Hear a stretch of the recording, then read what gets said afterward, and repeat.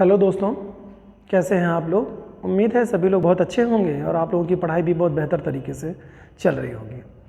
आइए हम लोग हिंदी की जो श्रृंखला हम लोगों की चल रही है उसी में हम लोग आगे बढ़ते हैं। आज अभी तक हम लोगों ने पढ़ रखा है स्वर संधि के बारे में, उसके सारे रूल्स को हम लोगों ने पढ़ लिए और उस पर बेस्ड जो एग्जाम्पल्स हैं उसको भी हम लोगों ने करके सॉल्व कर लिया। इसी तरह से हम लोगों ने व्यंजन संधि पढ़ा, व्यंजन संधि के सारे रूल्स को हमने देखे और व्यंजन संधि पे जितने भी क्वेश्चन बन सकते थे एग्जाम्पल के तौर पे उसको हम लोगों ने देखा। आज हम उसी क्रम में चल रहे हैं। संधि जैसे कि 3 प्रकार की होती थी, स्वर संधि, व्यंजन संधि और विसर्ग संधि। तो आज हम लोग इसी क्रम में आज ये तीसरा टॉपिक हम लोगों का जो विसर्ग संधि है इसके बारे में हम लोग देखेंगे। आज विसर्ग संधि, ठीक है। विसर्ग संधि, विसर्ग संधि का क्या मतलब हुआ कि जैसे कि आप लोग जानते हैं अयोगवाह वर्ड के बारे में आप लोगों ने सभी लोग सुन रखे होंगे। अयोगवाह वर्ड में हमारे कौन कौन से वर्ड आते हैं? 2 वर्ड हमारे आते हैं, अंग और अह। ये जो हमारे अयोगवाह वर्ड होते हैं, अयोग्य वाह वर्ड जो होते हैं, ये चूंकि स्वर और व्यंजन दोनों की श्रेणी में नहीं रखे जाते हैं, ये दोनों में नहीं आते हैं आपके, इस नाते इनको अयोगवाह वर्ड कहा गया। ये आपको पता होगा पहले से ही। आज हम लोग बात कर रहे हैं यहाँ पर अह की बात क्यों हो रही है, क्योंकि आपको विसर्ग संधि में इसी की ही विसर्ग की ही जरूरत पड़ेगी। तो विसर्ग संधि के बारे में आज हम लोग देखेंगे, जो इसके 8-9 रूल्स हैं वो देखेंगे हम लोग और देखेंगे यहाँ पर कि विसर्ग का लोप किस रूप में हो रहा है। मोस्टली इसमें क्या होगा इस संधि में कि जो विसर्ग है इसका लोप हो जाएगा या किसी नए शब्द का निर्माण कर देगा। संधि करती क्या है? 2 शब्द जुड़ते हैं, पहले शब्द का अंतिम अक्षर और दूसरे शब्द का प्रारंभिक अक्षर मिल करके तीसरे शब्द का निर्माण करते हैं, तीसरे अक्षर का निर्माण करते हैं, ठीक है। तो इससे संधि बनती है, ये सभी आपको पता है पहले से। आज हम लोग इसी में देखेंगे कि कैसे क्या है। तो इसके कुछ रूल्स हैं, उन रूल्स को हम लोग देखते हैं क्या क्या रूल है, फिर इसके बाद हम लोग इसकी एक्सरसाइज पे करेंगे। तो पहला रूल है इसका, रूल नंबर 1 है, रूल नंबर 1 इसमें क्या है कि विसर्ग हो, ठीक है। क्या हो? विसर्ग हो और इसके बाद में च छ स्पर्श वर्ग का जो आपका च छ यानी कि मूर्धा तालव्य वर्ड है, च छ स्पर्श वर्ग हो, पहले शब्द के प्रारंभ के अंत में विसर्ग हो, ठीक है। इसके बाद च या छ में से कोई एक अक्षर हो, ठीक है, या ट ठ में से कोई एक हो, ठीक है, फिर या त या थ में से कोई एक वर्ड हो, ठीक है।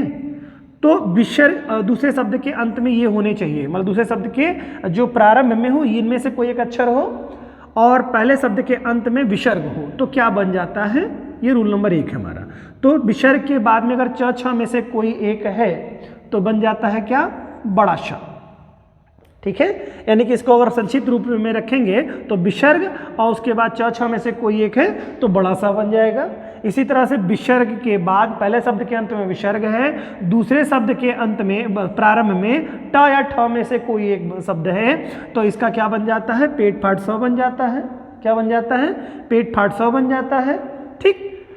और विसर्ग पहले शब्द के अंत में विसर्ग है और दूसरे शब्द के प्रारंभ में त थ में से कोई एक है तो क्या बन जाता है? श बन जाता है, ठीक है। ये सभी जानते हैं आप, जो भी बनेंगे ये इसी रूप में बनेंगे, लंत के रूप में। तो ये एक रूल आपका है। क्या बन गया रूल आपका? इसको और संक्षिप्त करना चाहें तो आप कर सकते हैं, च या छ में से कोई एक हो विसर्ग के बाद में तो बन जाता है क्या? बड़ा श। एक आप इसको टुकड़ों में भी बांट सकते हैं, ये रूल हो जाएगा। विसर्ग है और ट ठ में से कोई एक वर्ड है तो क्या बन जाएगा? पेट फाट सा हो जाएगा आपका। ये रूल नंबर 2 आप इसको कर सकते हैं। वैसे रूल की बहुत बड़ी संख्या हो जाएगी, इस नाते आप इसी रूल को समझें तो थोड़ा आसान आपको रहेगा। रूल्स बहुत ज़्यादा आपको नहीं दिखाई देंगे। और त थ में से कोई एक है विसर्ग के बाद में, त थ दूसरे शब्द के प्रारंभ में है तो छोटा सा में कन्वर्ट हो जाएगा बेटा, ये आप ध्यान रखिएगा। और सब में ये विसर्ग लगा रहेगा, ठीक है। तो ये शब्दों की आपको प्राप्ति हो जाएगी। क्लियर? तो ये आपके पहले रूल्स बने, रूल नंबर 1 हो गया ये, ठीक है। अब देखते हैं इसमें से रूल नंबर 2 की तरफ हम लोग बढ़ते हैं। अब क्या है रूल नंबर 2 में? क्या है? इसी से ही आपको लेना है, इन्हीं शब्दों से ही लेना है कि विसर्ग के बाद में अगर ये स हो, विसर्ग के बाद में स हो, कौन से स हो? यही सब स हो। कौन से स? बड़ा सा, पेट फाट सा, छोटा सा, अगर ये हैं तो क्या होगा? विसर्ग का कोई परिवर्तन नहीं होगा। क्या होगा, विसर्ग में कोई परिवर्तन नहीं होगा। क्या होगा, विसर्ग में कोई परिवर्तन नहीं होगा, या यदि परिवर्तन होगा विसर्ग में तो क्या हो जाएगा, यही जो शब्द है यही विसर्ग का इन्हीं शब्दों के अधत्व में परिवर्तन हो जाएगा, नहीं आधा हो जाएंगे। क्या हो जाएंगे, आधा हो जाएंगे, शब्द की द्वित्व हो जाएगा, द्वित्व हो जाएगा शब्द का। जैसे मम में आप देख रहे हैं म के बाद म अगर हो जाए, ठीक है, तो क्या होता था उसमें, म पहले शब्द के अंत में म हो और दूसरे शब्द के प्रारंभ में म हो तो म हो, यानी द्वित्व हो जाता था, दो बार शब्द हो जाते थे। सेम कंडीशन यहाँ हो जाएगी। या तो आप उसको कर सकते हैं क्या कि विसर्ग उसके बाद बड़ा श अगर आपको आना है, जैसा इसको नियम है ये, फिर इसमें इसको अभी कंप्लीट कर लीजिए तब। या क्या होगा कि यही शब्द की पुनरावृत्ति हो जाती है, यानी कि यही शब्द आपकी पुनरावृत्ति में आ जाएंगे। अब पुनरावृत्ति में आएंगे क्या मतलब है, थोड़ा इसको एग्जाम्पल पे जब लेंगे तो और अच्छे से क्लियर होगा आपका। जैसे ये शब्द आपका अगर विसर्ग है और प्लस बड़ा श है तो क्या हो जाएगा, यानी विसर्ग बना रहेगा, ये कंडीशन ये हो सकती है। या इसके अलावा क्या हो सकता है कि यही जो शब्द है ये दो तो यानी कि एक बड़ा सा आधा हो जाएगा और फिर बड़ा श हो जाएगा, ये हो जाएगा, यानी कि ये जो विसर्ग है ये स में परिवर्तित हो जाएगा। ठीक है, तो वो एग्जाम्पल्स आप देखेंगे तो आपको क्लियर हो जाएगा। तो अभी ध्यान इतना रखिए केवल आप कि विसर्ग हो जाएगा, उसके बाद में तीनों स में से कोई एक है तो विसर्ग या तो परिवर्तित नहीं होगा, ठीक है, विसर्ग या तो परिवर्तित नहीं होगा या तो परिवर्तित होगा, तो उसी के द्वित्व की प्राप्ति हो जाएगी। ठीक है, जो भी सा रहेगा उसी का आधा सा आगे पहले आपको लग जाया करेगा। ठीक है, तो ये तो आपका रूल नंबर 2 हो गया। ठीक है, और इसके अलावा अगर आप देखेंगे एक रूल इसी में ही है, इसी रूल्स में यानी रूल नंबर 2 में ही इसका दूसरा पार्ट आप मान सकते हैं कि विसर्ग के बाद में यदि आप देखते हैं कि क ख या प फ में से कोई एक वर्ड आ जाए, ठीक है, विसर्ग के बाद में यहाँ पर आपने देखा कि बड़ा श और छोटा तीनों सा आ रहे थे, इसमें क्या हो जाएगा, क ख में से कोई एक वर्ड हो या प फ में से कोई एक वर्ड हो। ठीक है, इन दोनों में से कोई एक वर्ड यदि आपका होता है तो उसमें क्या हो जाएगा, विसर्ग बना रहेगा, यानी विसर्ग का लोप नहीं होगा, विसर्ग क्या है में कोई परिवर्तन नहीं होगा, विसर्ग एज इट इज बना रह जाएगा। क्या हो जाएगा, विसर्ग बना रह जाएगा। ठीक है, इसका मतलब क्या हुआ कि जैसे विसर्ग है प्लस क ख में से कोई एक है, दूसरे शब्द के प्रारंभ में क ख में से एक है, तो क्या हो जाएगा, विसर्ग अपना स्थान लिए रखेगा। क्लियर, चलिए ठीक है। तो ये दो, इसको आप रूल नंबर 3 भी कर सकते हैं या रूल नंबर 2 का दो भागों में आप इसको कन्वर्ट कर सकते हैं। क्योंकि विसर्ग में कोई परिवर्तन नहीं है तो कह सकते हैं विसर्ग में कोई परिवर्तन नहीं या विसर्ग बना रहेगा, इसको कह सकते हैं विसर्ग बना रहेगा, विसर्ग बना रहेगा, या कह सकते हैं इसको विसर्ग में कोई परिवर्तन नहीं होगा। क्या होगा, विसर्ग में कोई परिवर्तन नहीं, कोई परिवर्तन नहीं। देखिए इसमें क्या था, इस वाले में थोड़ा अंतर क्या था कि या तो विसर्ग बना रह सकता है, कोई परिवर्तन नहीं होगा, या इसके द्वैत्व को प्राप्त हो जाएगा जो शब्द होगा। ठीक है, तो दोनों में थोड़ा सा अंतर रहा है, तो मुझे लगता है कि आपको समझ में आ गया होगा इस बात को लेकर के। बाकी हम लोग क्वेश्चंस जो है एक्सरसाइज पे करेंगे तो थोड़ा सा हम लोगों को और भी अच्छी तरीके से इसके बारे में समझ में आ जाएगा। ठीक है, तो ये दो रूल्स थे। आगे का देखते हैं हम लोग इसमें क्या रूल है। उम्मीद है कि आप लोग इसको समझे होंगे। अब रूल नंबर 3 देखते हैं हम लोग। रूल नंबर 3 में हम लोगों का क्या है, इसमें क्या है कि विसर्ग से पहले छोटी ई या छोटा ऊ हो। क्या हो, विसर्ग से पहले, पहले वाले पार्ट की बात हो रही है, विसर्ग से पहले छोटी ई या छोटा ऊ हो, विसर्ग से पहले।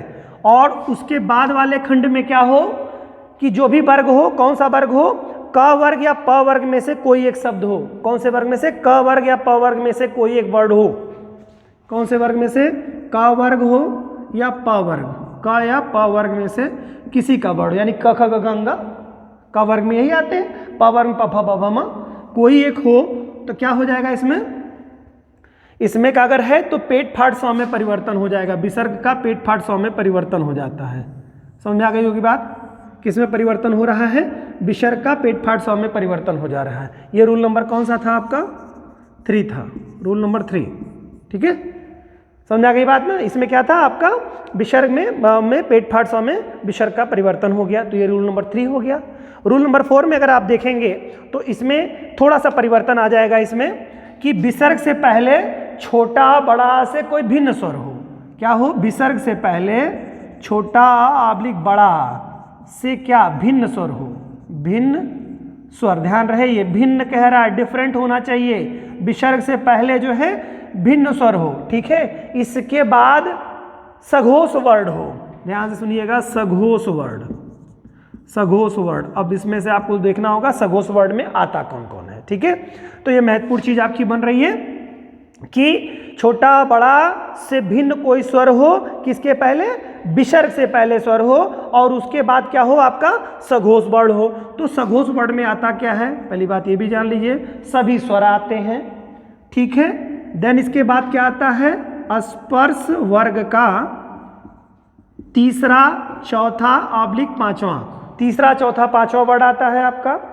साथ ही साथ क्या आता है, आप इसके मतलब जो है सघोष के अंतर्गत अंतहस्थ, अंतहस्थ वर्ड आते हैं। क्या आते हैं, अंतहस्थ वर्ड, यानी य र ल व, और साथ ही साथ ह, ये सब इतने आते हैं आपके। ये किसके अंतर्गत आपके आ जाएंगे, सघोष वर्ड के अंतर्गत आ गए। तो क्या कहा कि छोटा आ बड़ा आ से कोई भिन्न स्वर हो विसर्ग से पहले, और दूसरे वाले पार्ट के प्रारंभ में सघोष वर्ड में से कोई एक वर्ड हो, मतलब शुरुआत में सघोष वर्ड में से कोई एक हो, तो इस विसर्ग का परिवर्तन किस में हो जाएगा, र में हो जाएगा बच्चों। किस में हो जाएगा, विसर्ग का परिवर्तन र में हो जाएगा। ध्यान रहे आपको, र में। तो आप यहीं से सीधे कर सकते हैं इसको, समझ में आ गया होगा कि पहले शब्द के प्रारंभ में छोटा आ बड़ा आ से कोई भिन्न स्वर हो और उसके बाद विसर्ग हो, ठीक है। यानी कोई और शेष स्वरों में से कोई भी हो सकता है आपका, ठीक है। छोटा बड़ा से भिन्न हो, उसके बाद विसर्ग हो, और दूसरे वाले पार्ट के प्रारंभ में कोई स्वर हो, या स्पर्श वर्ग का तीसरा, चौथा या पांचवा वर्ड हो, ठीक है, या अंतस्थ वर्ड हो, यानी या र ल व में से कोई एक हो, या ह हो, तो वो परिवर्तित हो जाएगा र में। या इसी को कह सकते हैं सीधे सीधे सघोष वर्ड हो।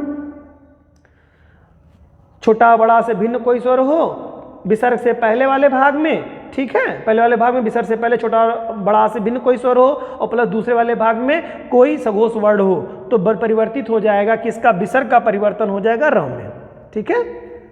ओके, इसके बाद में दूसरा रूल भी इसी से मिलता जुलता है कि छोटा आ के बाद में विसर्ग हो, छोटा आ के बाद में विसर्ग हो, अध्ययन इसके बाद में सघोष वर्ण हो, सघोष वर्ण हो, तो विसर्ग का परिवर्तन जो होता है, विसर्ग का परिवर्तन जो होता है वो किस में हो जाता है, ओ में हो जाता है बच्चों, ठीक है। इसको आप कह सकते हैं रूल नंबर 4, और इसको रूल नंबर 5 में भी ले सकते हैं, जो आप बनाना चाहें, आपको आसान हो तो इसी से रिलेट कर लीजिए। इसको पार्ट 1 और पार्ट 2 भी कर सकते हैं, वो आपके ऊपर डिपेंड करेगा कैसे आप इसको बना रहे हैं। तो क्या बताया मैंने कि छोटा आ के बाद विसर्ग हो और सघोष वर्ण हो तो क्या परिवर्तित हो जाता है बच्चों, ओ में परिवर्तन हो जाता है।